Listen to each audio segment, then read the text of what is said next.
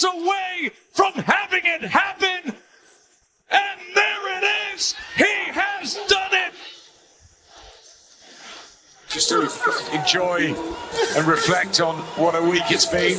But here comes Shakur Stevenson.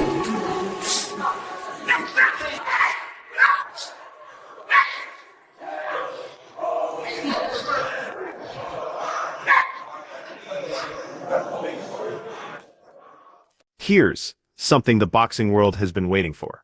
Two fighters at the absolute peak of their games, stepping into the ring together. This kind of matchup delivers the raw excitement and genuine stakes that make boxing unforgettable. Pure chaos and elite talent collides like this. Look at this finish from Teofimo. Teofimo Lopez just claimed the WBO super lightweight crown by taking down Josh Taylor. Another world championship belt now sits in his collection, proving he belongs at the very top of the division. WBO lineal junior welterweight champion of the world, the tape. Look at what just went down. We demolished the top dog in this weight class. Josh Taylor was the linear champion, the former undisputed king, and we took him apart. Then you've got Shakur Stevenson doing his thing against William Zapata, grabbing that world title and showing everyone why he's such a force in this sport. The possibilities are endless now. This kind of domination opens up massive opportunities. Meanwhile, Teofimo Lopez handled Arnold Barbosa Jr. with authority, keeping that WBO super lightweight belt right where it belongs. His confidence builds with every round he completes. Knows that he's probably well ahead in the fight. At the same time, Shakur Stevenson was operating on a completely different level.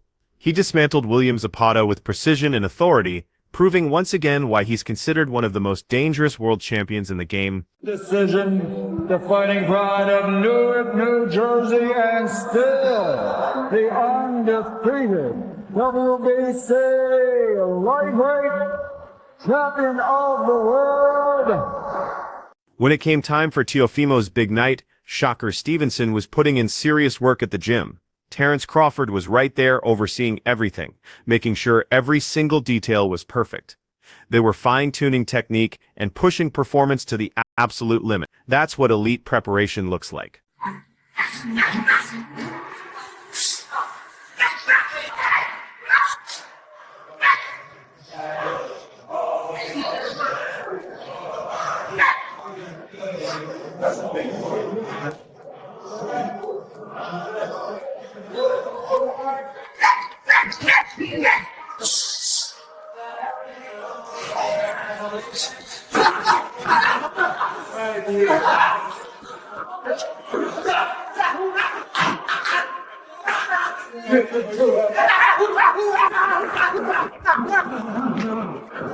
Start the year off right.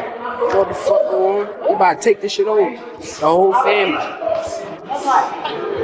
know that. Shakur Stevenson has Ronald Sims in his corner. And that partnership is something special. Sims brings years of expertise to every training session, constantly working on technique adjustments and strategic improvements, while keeping Stevenson in peak physical condition. Let me so you can point your fingers. I say that's the bad guy. So, what I'm making good.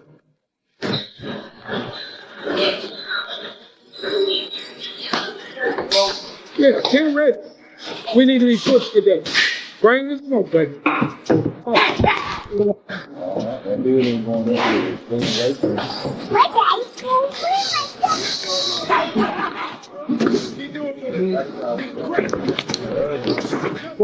Yep, that's right.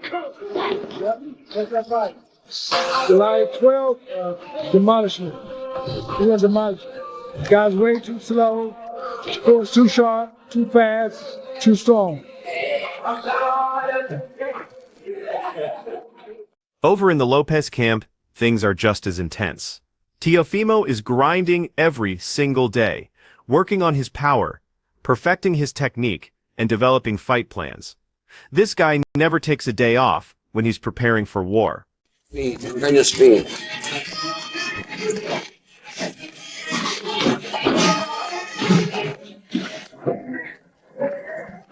way more motivated this time. You know what I'm saying? He's got a lot to prove. You know, he's got to defend his Ring Magazine title. You know, he's the best in the division right now, holding the Ring Magazine by beating Josh Taylor. So, you know, we got to go in there and, you know, keep that belt, keep that Ring Magazine.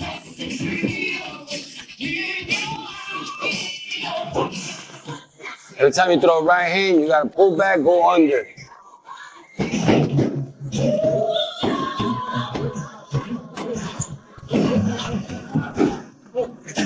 It's about motion. This is the fight everyone in boxing has been talking about. Shakur Stevenson versus Teofimo Lopez represents everything fans want to see. Shakur understands exactly what Lopez brings to the table. The power, the skill set, the championship experience, but that doesn't intimidate him one bit. He welcomes this kind of challenge because he knows what separates good fighters from legends. Right now, Shakur is completely locked in at his training facility. Every aspect of his game is getting attention. His hand speed, his defensive movements, his footwork patterns, his punching power. Nothing gets overlooked when you're preparing to face someone like Teofimo Lopez. This is the kind of preparation that defines careers. Bozy Ennis recently sent a very direct message to Teofimo Lopez about what he's walking into with Shakur Stevenson. I think Teo the truth, bro. I think that me and him came up together.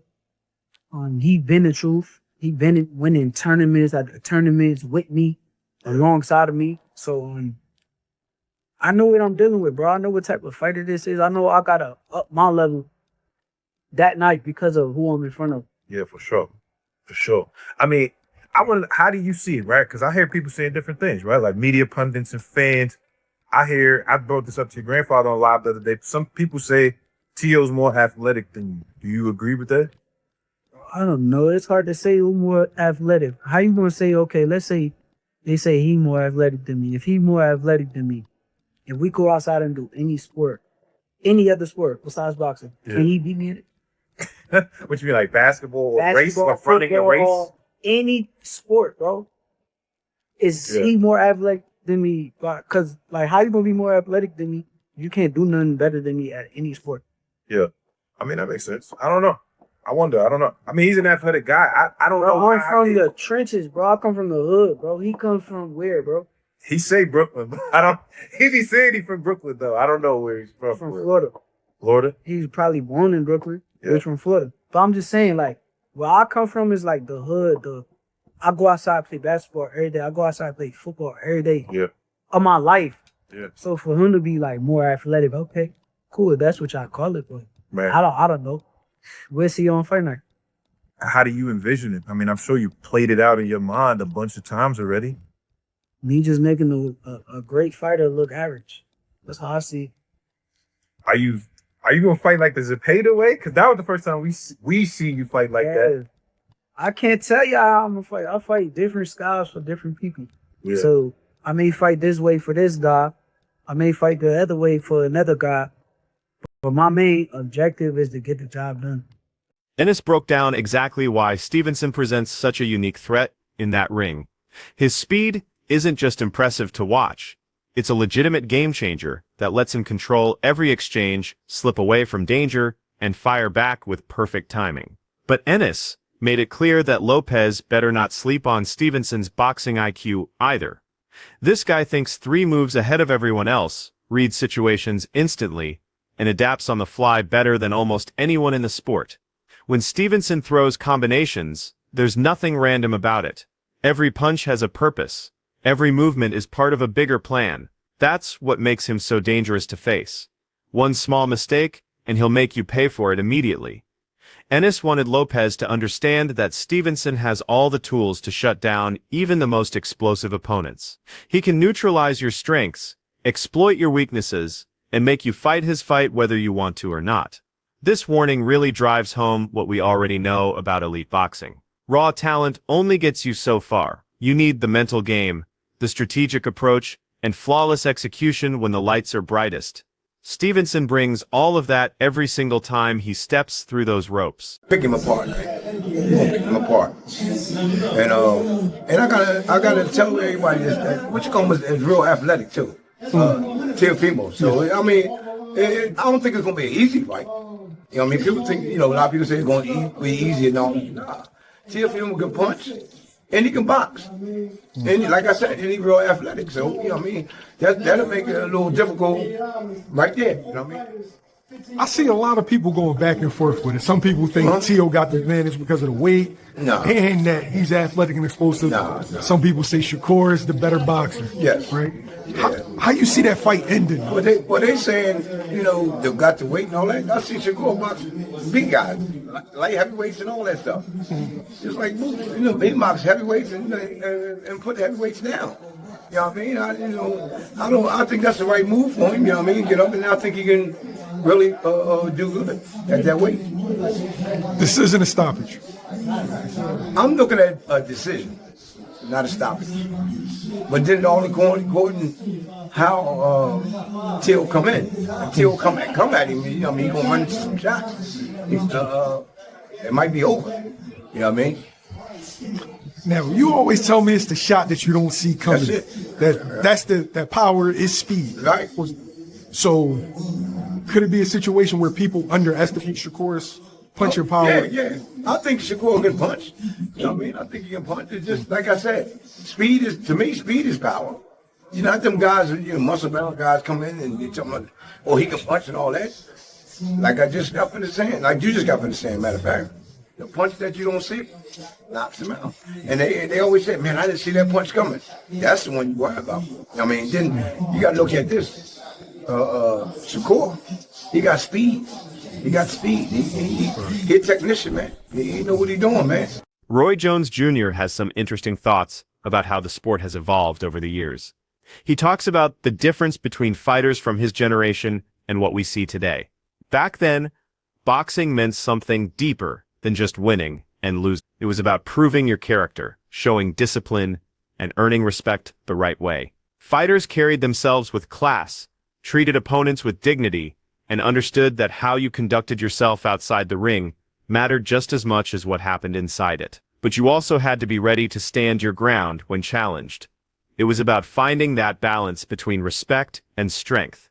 Jones explains that old-school fighters built their reputations on more than just highlight reels. They understood that true champions needed to show honor, take responsibility for their actions, and never back down from what they believed in.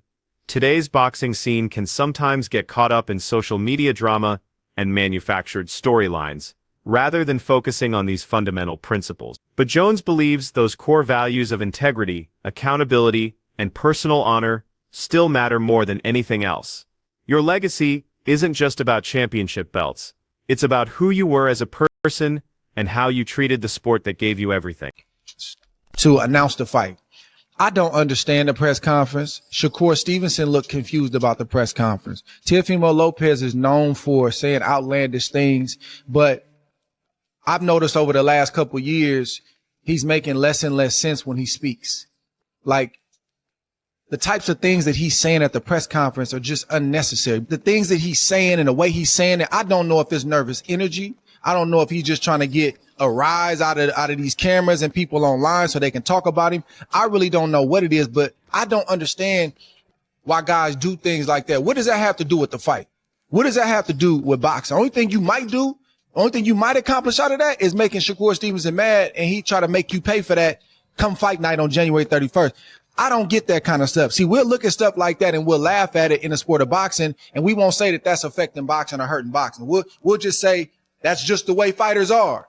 But we'll get mad at a Jake Paul and we'll say that he's ruining boxing because you don't like Jake Paul or the things that he says or the fact that he's making money in a space that he didn't grow up in. To me, these are the kind of things. Press conferences like that, when you got Teofimo Lopez saying some of the things that he said, that's the kind of stuff that give boxing and fighters a black eye. That's why when we walk in a room and people know that you fought for a living or you currently fight for a living, they expect a certain type of thing.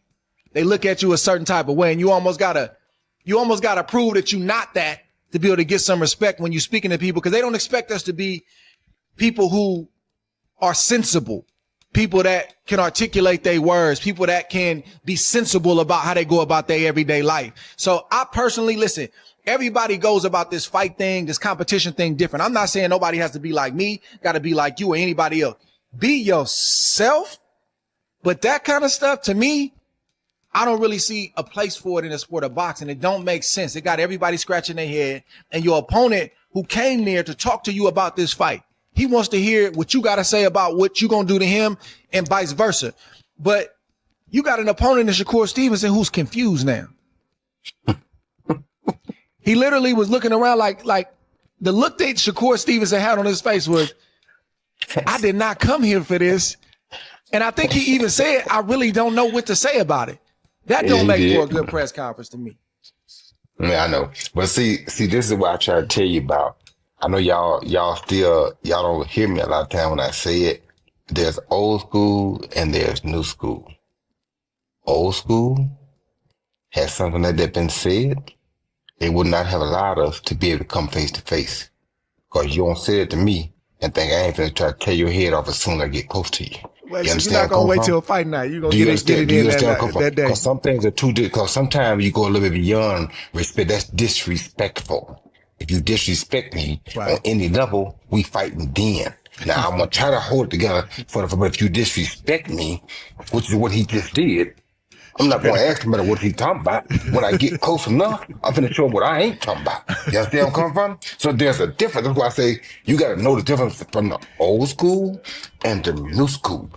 Had he said that in my day, they could not. I would tell him, listen, whatever y'all do, don't let me get close to him. Because if I get close to him. Chris Algieri gets fired up when he talks about fighters who actually want to test themselves against the best competition available. He can't stand when boxers spend their careers dodging tough fights just to protect their records. Real boxing isn't about staying safe and picking easy opponents. It's about finding out what you're really made of when everything is on the line.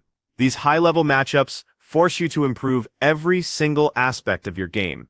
Your technique gets sharper, your strategy gets smarter, your mental toughness gets stronger, and your conditioning reaches new levels.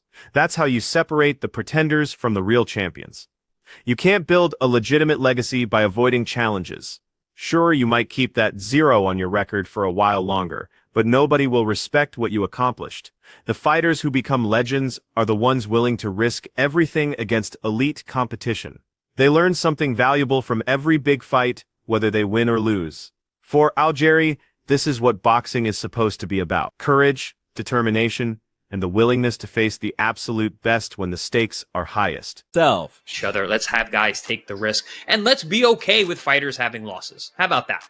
Guys can have losses and still be at the top of the game. Why not? So this is a really important fight, I think, for the health of the sport. You have gone on record several times saying it's not going to be the best fight or, burning, raging fight, whatever. I think it's going to be an awesome fight because of the level. And it's one of those fights you're just like on the edge of your seat because it's so tight.